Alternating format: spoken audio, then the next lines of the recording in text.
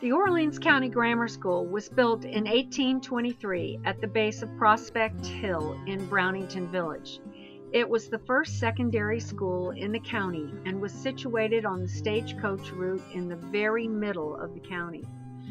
The Old Stone House is a 4-story, 30-room granite block building built in 1836 by Alexander Twilight to serve as the dormitory for the students. Twilight was the first African American to graduate from an American college and to be elected to public office. This brilliant and determined man guided the school as its headmaster from 1829 until his death in 1857. Shortly after Twilight's death, the dormitory closed. Student population had declined as the developing towns of the county all wanted their own secondary schools. The school itself closed in 1865, with the building in need of much repair. So, in 1869, the townspeople decided to move the building 1/3 of a mile to a more central location down in the middle of the village and to fix it up. The Good Templars, a temperance society, took over the upstairs, initiated the repairs, and set up a kitchen and community dining hall downstairs. Within a few years, the Grange took over the upstairs, and the building has been known as the Brownington Grange Hall for 100 years now. The Old Stone House was purchased by the Orleans County Historical Society in 1917 and opened as a historical museum in 1925. Its 30 rooms have been filled with historical artifacts that have been donated and loaned by the people of Orleans County. For almost 100 years, people have been visiting the Old Stone House, hearing the story of Alexander Twilight and the school.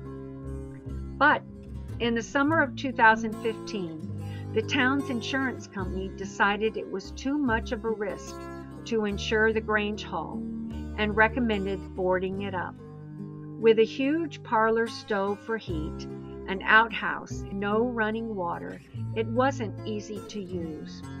But it was a town institution. Neither the Grange, the Brownington Ladies' Aid, nor the town had the money to fix the building up.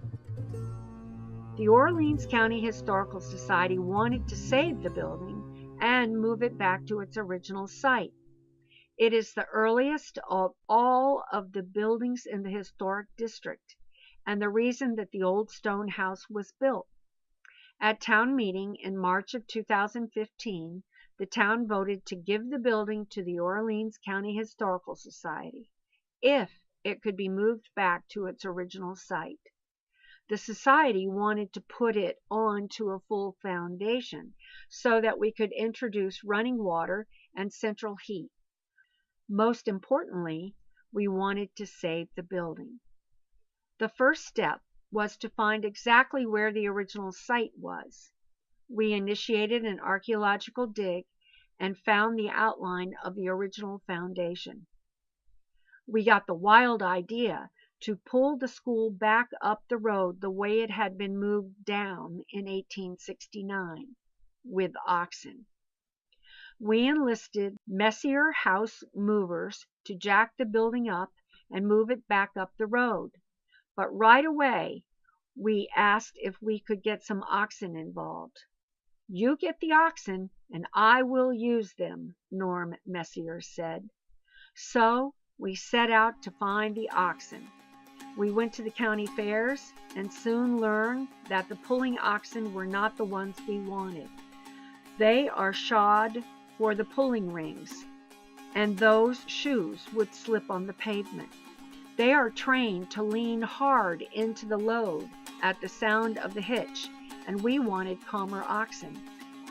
The kids and adults in the 4-H barn were interested, but it wasn't until months later that we made contact with the 4-H leaders that made it happen.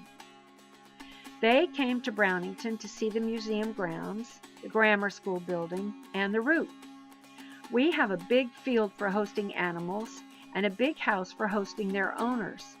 We assured them that the oxen would not have to pull the entire weight of the building, which the Messiers estimated to weigh 80 tons, uphill on pavement where they could not dig in to get traction. There would be other power, and the oxen would pull as much as they could. Steve Allen was confident it would go well and agreed to coordinate the oxen. He came up with a key piece of hardware that allowed all of the oxen to be hitched together, the jingle bob. It is an equilateral triangle made of iron in the blacksmith shop. Luckily, there is a blacksmith shop at the museum, and our head instructor, also the president of the board of directors, Courtney Meade, was able to make them. Each team, except the ones in front, needed a jingle bob to hook onto the ring in the yoke, dangling down to attach the chains of the teams in front and behind. The oxen gathered on Sunday, August 7th. We had set up a long tie rail with partitions for each team, covered by 5 30-foot long tents. We borrowed water tanks from local sugar makers for watering and washing the oxen, and the Orleans Fire Department filled them.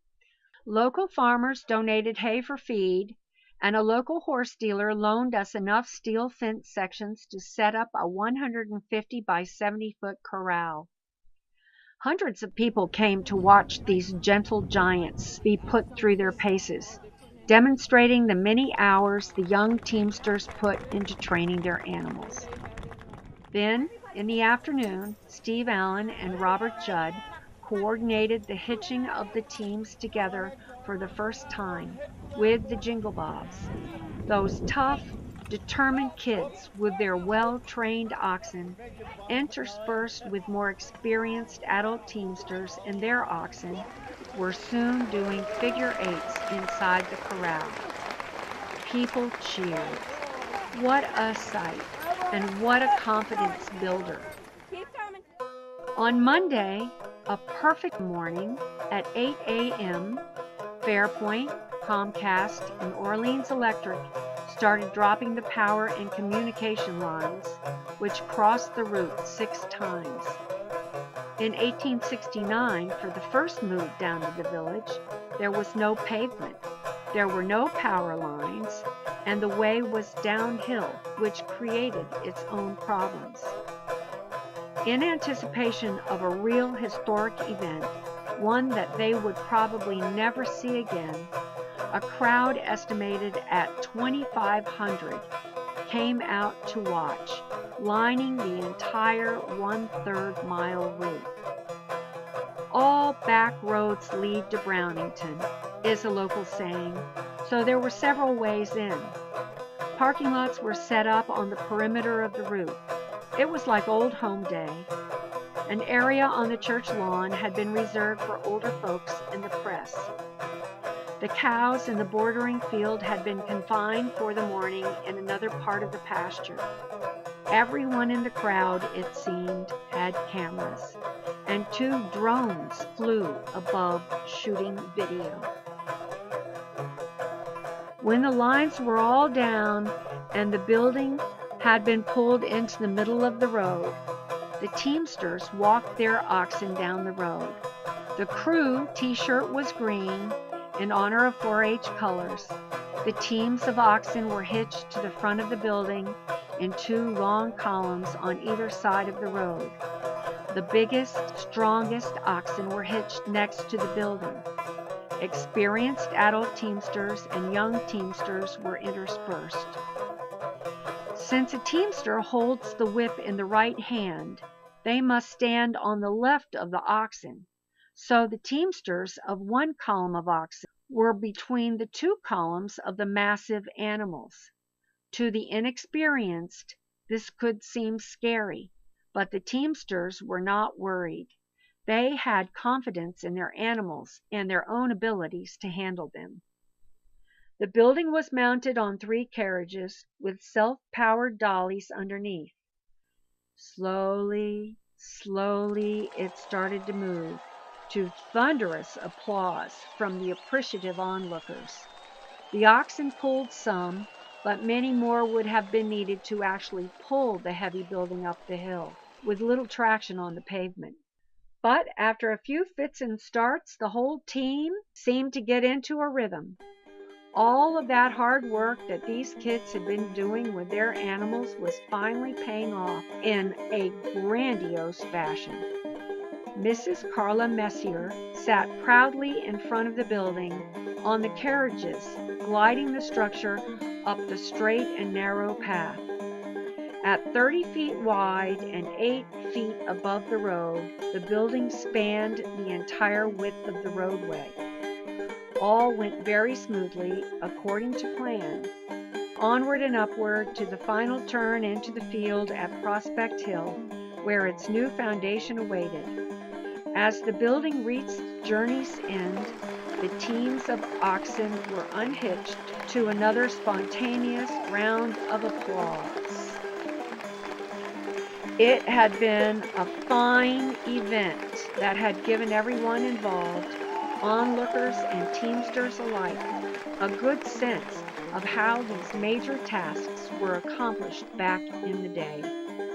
Indeed, it was a true living history event that will go down into the annals of Orleans County history and will not soon be forgotten. Kudos to the staff of the Old Stone House, Messier house movers, all of the teamsters, all of the volunteers and community members that made this such a successful and memorable event.